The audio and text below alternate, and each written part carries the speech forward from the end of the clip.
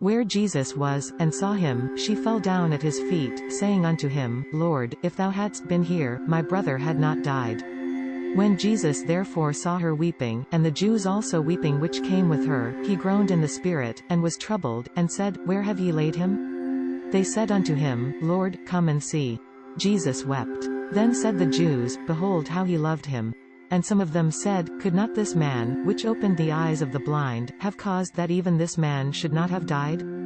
Jesus therefore again groaning in himself cometh to the grave. It was a cave, and a stone lay upon it. Jesus said, Take ye away the stone. Martha, the sister of him that was dead, saith unto him, Lord, by this time he stinketh, for he hath been 4 days.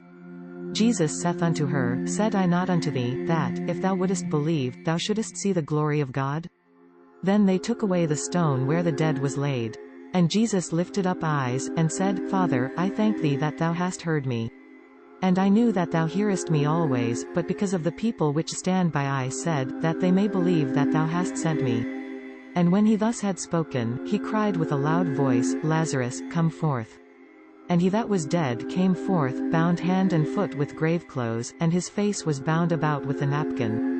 Jesus saith unto them, Loose him, and let him go. Then many of the Jews which came to Mary, and had seen the things which Jesus did, believed on him. But some of them went their ways to the Pharisees, and told them what things Jesus had done. Then gathered the chief priests and the Pharisees a council, and said, What do we? For this man doeth many miracles.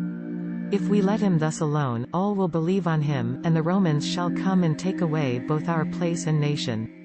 And one of them, Caiaphas, being the high priest that same year, said unto them, Ye know nothing at all, nor consider that it is expedient for us, that one man should die for the people, and that the whole nation perish not. And this spake he not of himself, but being high priest that year, he prophesied that Jesus should die for that nation, and not for that nation only, but that also he should gather together in one the children of God that were scattered abroad. Then from that day forth they took counsel together for to put him to death. Jesus therefore walked no more openly among the Jews, but went thence unto a country near to the wilderness, into a city called Ephraim, and there continued with his disciples. And the Jews' Passover was nigh at hand, and many went out of the country up to Jerusalem before the Passover, to purify themselves. Then sought they for Jesus, and spake among themselves, as they stood in the temple, What think ye, that he will not come to the feast?